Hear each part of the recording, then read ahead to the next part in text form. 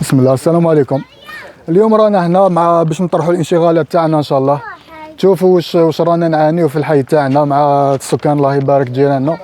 عندنا حنايا مشروع تاع تعبيد طريق. هو كي خرج المشروع تاع تعبيد طريق حي خيدا محمد، قالوا لنا في الاول كانت وعود تاع تعبيد يعني كل الارقه، كل الدخلات كامل تاع السكانين كامل يتقاسوا وكاع. ومن بعد تفاجئنا بالعكس، كي جاو السلطات المحليه تفاجئنا باللي ماشي هذاك هو المشروع.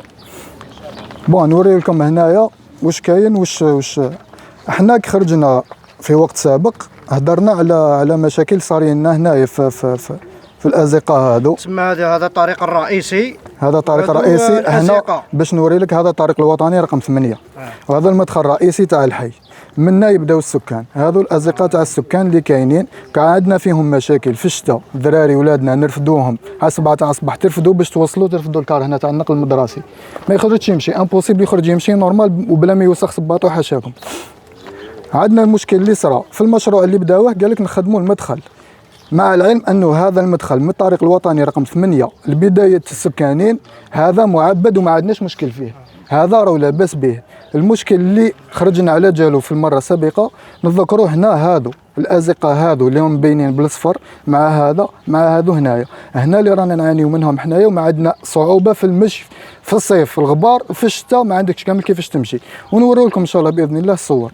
تسمى المشروع اللي جا دوك نحكيو على المشروع اللي دخل. المشروع اللي جاو باش يجسدوه هو هذا اللي راه مبين بالاحمر. احنا ما هضرناش كي طلبنا انه تتعبد الطريق، ما هضرناش على هذا المدخل، ما عندنا حتى مشكل في هذا المدخل لحد الان. ما راكم دخلتوا فيه، حضراتكم دخلتوا فيه وشفتوا باللي ما فيه حتى مشكل. ماهوش اولويه باش ينخدم، الاولويه اللي نحوسوا عليها هنايا السكان زقه الحي الفرعيه اللي راهي بالاصفر. هنا اللي راهو المشكل تاعنا الوحيد، هذا اكبر مشكل لينا هنايا. وهنايا المشكل المشروع اللي بدا اللي قال لك نخدموه اللي راه مبين بالاحمر، قال لك ندخلوا هذه هنا عندنا 600 متر ونزيدوا ندوروا هنايا عندنا مسجد هنايا ندوروا منا نعاودوا نخرجوا. هذا الازقه اللي بالاصفر قال لك ما يقيسهمش المشروع حاليا. صح، قول لي واش اقترحتوا عليهم؟ احنا اقترحنا عليهم هذا المقطع تاع 600 متر ما يخدموش لانه حاليا ماهوش متضرر وماهوش اولويه، والاطفال تاعنا ترفدهم النقل المدرسي يرفدهم منا وين يبداو السكان. احنا المشكل الكبير اللي رانا نعانيو منه الازقه اللي مبينين بالاصفر اللي ما حبوش يدخلوهم في المشروع. اقترحنا عليهم هذه ما يخدموهاش ويخدموا لنا في بلاصتها هذه بالاصفر، يعني بالعاميه. انه كاين الغاز وكاين ايوه.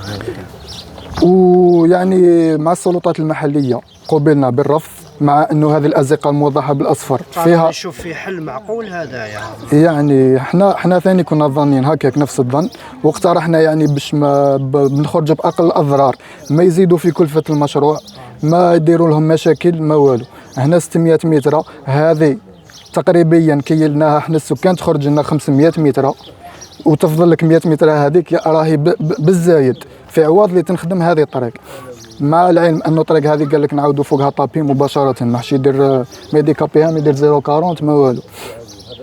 احنا هذه ال 500 متر لقينا فيها اشكال، اقترحنا انه هذه ال 500 متر تتعبد في مكان هذه، قوبلنا بالرفض.